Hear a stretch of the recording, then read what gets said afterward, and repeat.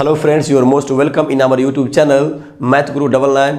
I am Guruji. Today I will teach you the question answer of this lesson. That lesson is now the leaves are falling fast.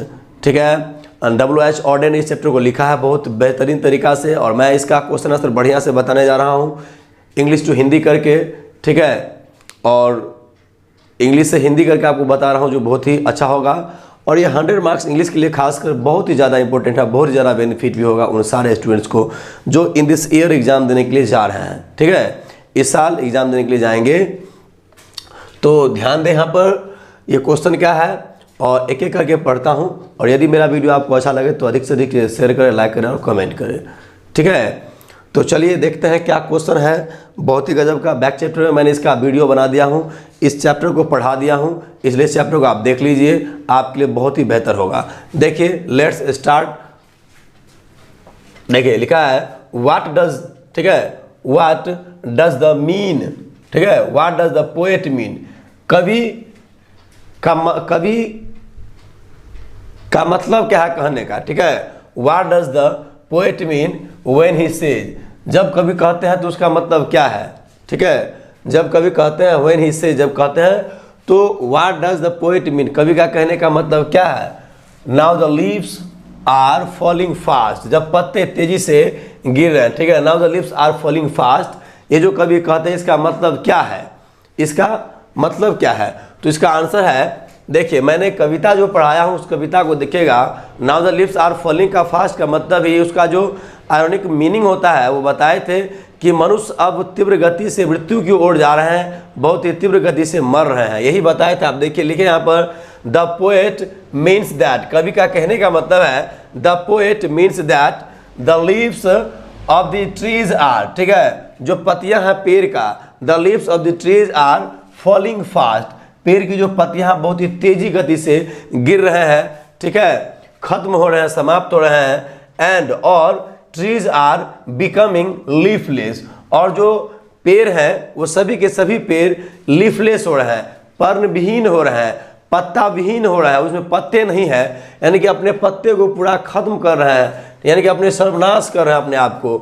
तो main are, और लोग men are slowly going towards death, और जो लोग हैं, ठीक है, वो सारे के सारे लोग धीरे धीरे they are slowly going towards death, towards माने की ओर होता है। ठीक है, वो मृत्यु की ओर जा रहे हैं, धीरे धीरे करके सभी लोग मृत्यु की ओर जा रहे हैं। ठीक है, मृत्यु को प्राप्त होते जा रहे हैं, यही कवि कह रहे हैं। और कहते हैं कि ही वांट्स टू, ठीक है, he wants to say that, वो कहना चाहते हैं कि he wants to say that, वो कहना चाहते हैं कि जो कवि है WH Auden, he wants to say that, वो कहना चाहते हैं कि मैन इज मोर्टल, जो मनुष्य है वो मरणशील है। ठीक है, man is mortar and will be destroyed, ठीक है, will be destroyed like trees, और वो भी नष्ट हो जाएंगे, वो भी समाप्त हो जाएंगे जैसे कि एक वृक्ष की तरह। जिस तरह से वृक्ष का सारा पत्ता समाप्त होने के बाद वृक्ष समाप्त हो जाता है, ठीक उसी प्रकार मनुष्य भी समाप्त हो जाएंगे। ठीक है, will be destroyed like trees, वो पेड़ों की तरह भी नष्ट हो जाएंगे। ठीक है, तो ये आपका आयरनिकल मीनिंग था इसका पूरा आंसर हुआ। ठीक है, यहाँ तक कोई दिक्कत नहीं होगा। चलिए सेकेंड क्वेश्चन देखिए क्या है। व्हाट आर द वर्ड्स, ठीक है, what are the words in the second stanza, यानी कि सेकेंड स्टेंजा में वह कौन सा वर्ड्स है। ठीक है, वह कौन सा वर्ड्स है, ठीक है, सेकेंड स्टेंजा में, दैट की सजेस्ट डेथ एंड इफेक्ट, जो डेथ को दर्शाता है और इफेक्ट, यानी कि effect of death on human body, और जो मृत्यु का प्रभाव है। ठीक है, इफेक्ट ऑफ डेथ, मृत्यु का जो प्रभाव है ऑन ह्यूमन बॉडी, जो मनुष्य के शरीर पर दिखाता है। ठीक है, मनुष्य के शरीर पर दिखाता है और प्रभाव डालता है। ठीक है, तो यहाँ पर आंसर देखिए क्या लिखे हैं, इन द सेकेंड स्टेंजा, ठीक है, इन द सेकेंड स्टेंजा, यानी कि सेकेंड स्टेंजा में द इफेक्ट, ठीक है, द अफेक्ट होगा यहाँ पर, द अफेक्ट ऑफ डेथ, यानी कि मृत्यु का जो प्रभाव है। ठीक है, मृत्यु का जो प्रभाव है ऑन ह्यूमन बॉडी, यानी कि मनुष्य के शरीर पर। ठीक है, मनुष्य के शरीर पर जिसका प्रभाव है, तो वो कितने तरीका से, 3 तरीका से प्रभाव डाल रहे थे। पहला तो विस्परिंग नाइबर्स, ठीक है, विस्परिंग नाइबर्स, और उसके बाद पलक एंड फ्रीज, ये तीन ही वर्ड्स इसमें यूज हो रहा है। इसमें पढ़े होंगे whispering neighbours left and right, यानी कि मौत के जो सौदागर हैं, जो यमदूत है, यमराज है, हमारे इर्द गिर्द हमेशा रहते हैं। और कहते हैं प्लक अस, और हमें अलग कर देते हैं फ्रॉम द रियल डिलाइट, यानी वास्तविक खुशी से हमको अलग कर देते हैं। सेकेंड में लाइन है, ठीक है। और कहते हैं कि ये एक्टिव हैंड्स मस्ट फ्रीज, ये कहते हैं and active hands must freeze, और जो सक्रिय हाथ है ना एक दिन निश्चित ठंडे पड़ जाएंगे, यानी मृत्यु हो जाएंगे, मर जाएंगे। ये लाइन है सेकेंड स्टेज, आप पढ़ लीजिएगा।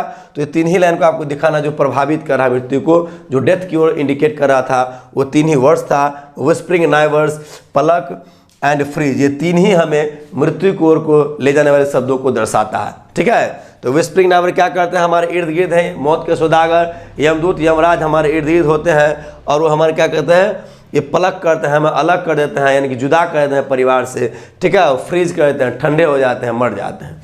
क्लियर।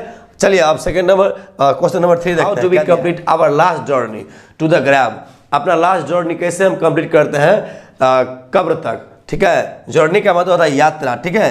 ये लास्ट जो यात्रा होता है ना, जीवन का लास्ट यात्रा वही होता है, ठीक। तो यहाँ देखिए आंसर लिखे हैं when a man is dead, ठीक है। When a man is dead, जब कोई व्यक्ति मर जाता है। When a man is dead, जब एक व्यक्ति मर जाता है, ठीक है, तो हंड्रेड्स ऑफ मैन, यानी कि तो सैकड़ों लोग, hundreds of man carry the body, ठीक है, carry the body in a wooden coffin, ठीक है। तो हंड्रेड्स ऑफ लोग जो है उसको, उसके शरीर को, ठीक है, इस कॉफिन में लेकर के मतलब ले जा रहे हैं, कैरी किए जा रहे हैं, ठीक है। क्या कर रहे हैं, hundreds of man carry the body in A wooden coffin, यानी कि उसको ताबूत में, लकड़ी से बना हुआ ताबूत, ये वुडन कॉफिन का मतलब लकड़ी से बना हुआ ताबूत जिसमें लाश को ले जाया जाता है। तो उसमें लेकर के लोग, वहाँ पर सैकड़ों जो लोग हैं उसको ले जाया जाता है, लेकर चलते हैं टू द ग्रैव, कहाँ तक, तो कब्र तक लेकर चलते हैं, ठीक है। टू द ग्रैव, कब्र तक लेकर चलते हैं, और यही कहते हैं कि, और वहाँ उसके बाद क्या करते हैं, उसको दफना देते हैं उस कब्र में जाकर। तो कहते हैं this is our last journey, और यही हमारा जो है ये लास्ट जर्नी है, यही हमारा लास्ट यात्रा होता है, जीवन की यात्रा, ठीक है। ये ओवर होता है जिंदगी यहीं से, ठीक है। तो समझ में आ गया। यहाँ पर आप देखिए 4 में क्या दिया है, व्हाट डू ट्रॉल्स, ट्रॉल्स के मतलब बताए थे स्कैंडिनेवियन के जो जीव हैं, जो भयावह जीव है, डरावना जीव है, या भूत प्रेत या पिशाच के बारे में बताए तो क्या करते हैं, ठीक है। तो what do trolls do in leafless wood, leafless wood का मतलब पर्ण विहीन जो वन है, पर्ण रहित जो वन है, उस वन में क्या करते हैं वो, what do trolls do in leafless wood, उन लीफलेस वुड में, उस पर्ण विहीन वन में, पर्ण रहित वन में वो क्या करते हैं, कौन, ये जो ट्रॉल्स हैं, ठीक है, जो भयावह जीव है, ये ऐसी जीव जो लोगों को डराने धमकाने में काम करते हैं। तो आप लिखे हैं इन द लीफलेस वुड, उस पर्णविहीन जंगल में, ठीक है, इन द लीफलेस वुड, पर्णविहीन जंगल में, ट्रॉल्स रन, ट्रॉल्स जो है घूमते हैं, क्या करते हैं उसमें, उस जंगल में घूमते हैं, trolls run in the search of their food, वो अपनी भोजन की तलाश में उस जंगल में घूमते हैं, पर्णविहीन जंगल में वो अपनी भोजन की तलाश में घूमते हैं। Trolls run in the search of their food, trolls अपने भोजन की तलाश में उस जंगल में घूमते हैं, और कहते हैं कि दे सर्च फूड टू लिव, और वह भोजन को ढूंढते हैं खाने के लिए, जीने के लिए, ठीक है। दे सर्च फूड टू लिव, और वह भोजन को तलाश करते हैं, यानी कि जीवन जीने के लिए, यानी कि खाएगा तब तो जिएगा, इसलिए वो भोजन की तलाश में इधर उधर भटकता था जंगल में, ठीक है। तो ये आपका इसका करेक्ट आंसर था, और हमें लगता है कि आपको समझ में आ गया होगा, यहाँ तक कोई दिक्कत नहीं होगा। जहाँ अगर दिक्कत होता है आप मेरे कमेंट बॉक्स में लिखकर आप भेज सकते हैं, यहाँ पर कोई दिक्कत आपको नहीं हो सकता है, ठीक है। यदि तो चलिए मैं इसके बाद एक्स्ट्रा जो क्वेश्चन इसके बाद है, कहाँ तक हो गया, 4 तक, उसके बाद जो 9 तक इसका क्वेश्चन है, इसके बाद मैं बताता हूँ। तब तक एक बार इसका स्क्रीनशॉट ले लीजिए, आप लोगों के लिए बेहतर होगा।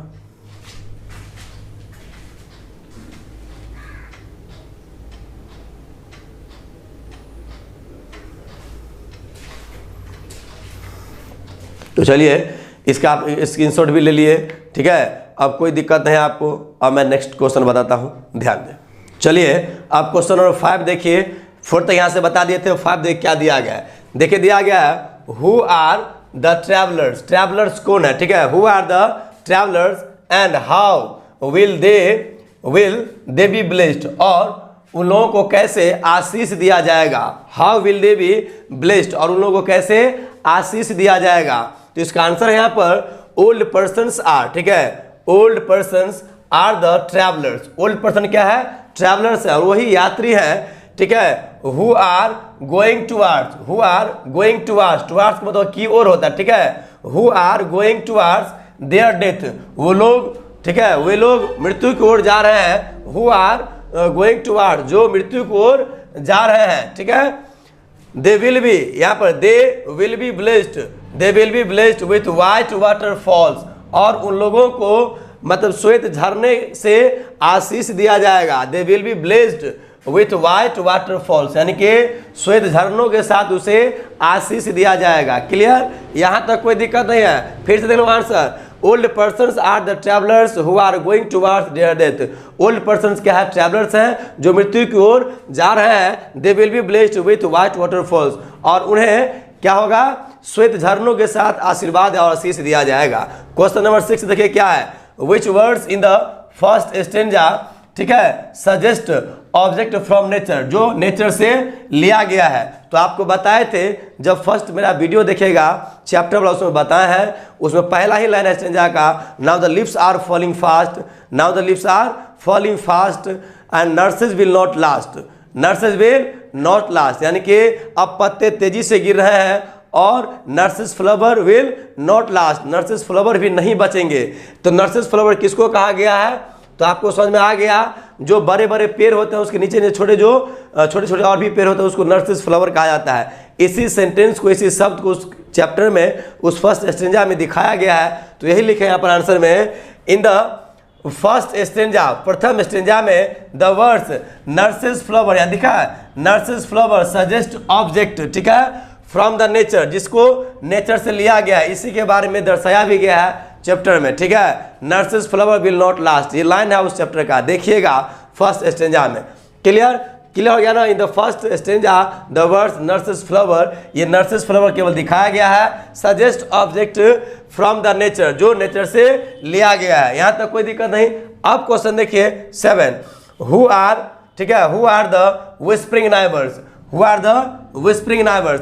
तो विस्परिंग नाइबर्स के बारे में बहुत बढ़िया से बताए थे, जो मौत के सौदागर होते हैं, जो यमराज होते हैं, जो प्राण हरने के लिए आते हैं, उसको मौत का सौदागर कहा जाता है, विस्परिंग नाइबर्स कहा जाता है। तो आप देखिए उसमें क्या बताए थे, देखिए आंसर इसका हो जाएगा द मैसेंजर ऑफ डेथ, जो मौत के सौदागर है, ठीक है, the messenger of death are the whispering neighbours.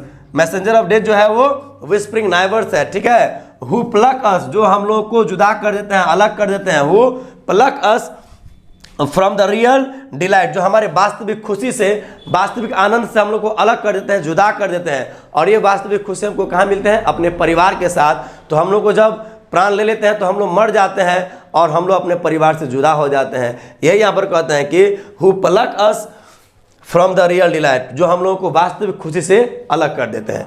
Question number 8 देखिए, how does human life miserable, कि मानव का जीवन कैसे दुखी हो जाता है, कमजोर बन जाता है। How does human life miserable, मनुष्य का जीवन कैसे कमजोर बन जाता है। तो यहाँ पर लिखे हैं सफरिंग फ्रॉम डिसीज, यह जब मनुष्य डिसीज से ग्रसित होते हैं, बीमारियों से ग्रसित होता है, ये डिसीज का मतलब बीमारी होता है, चाहे इलनेस भी आप दे सकते हैं, ठीक है। सफरिंग फ्रॉम डिसीज, जब मनुष्य बीमारियों से ग्रसित होते हैं, एंड अदर प्रॉब्लम्स, और अन्य समस्याओं से जब वो ग्रसित होते हैं, मेक द ह्यूमन लाइफ, तब मनुष्य का जो जीवन है वो क्या होता है, मैजरेबल हो जाता है। Human life make the human life measurable, और मनुष्य का लाइफ जो है दुखी और कमजोर बन जाता है। Suffering from the disease and other problems, यानी कि बीमारी से ग्रस्त, जब बीमारी से ग्रस्त होते हैं और अदर समस्याओं से ग्रस्त होते हैं, मेक द ह्यूमन लाइफ मैजरेबल, तो मनुष्य का जीवन दुखी हो जाता है।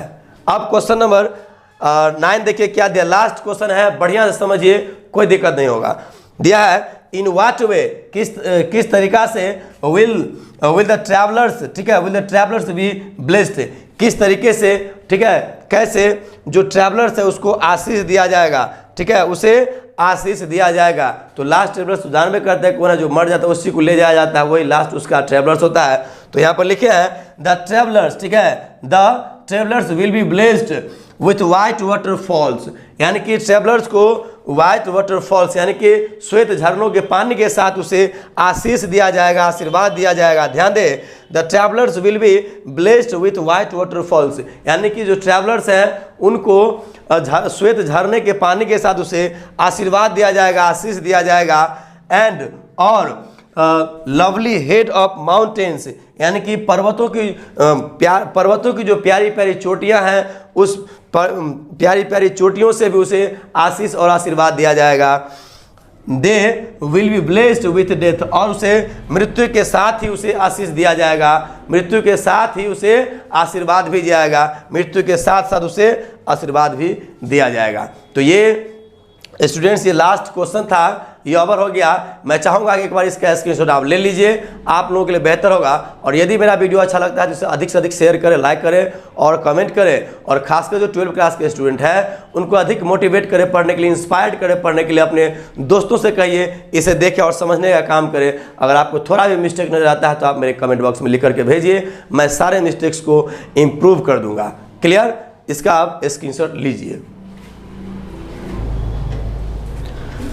तो चलिए इसका आप स्क्रीनशॉट भी ले लिए, यहाँ तक आपको कोई दिक्कत भी नहीं है।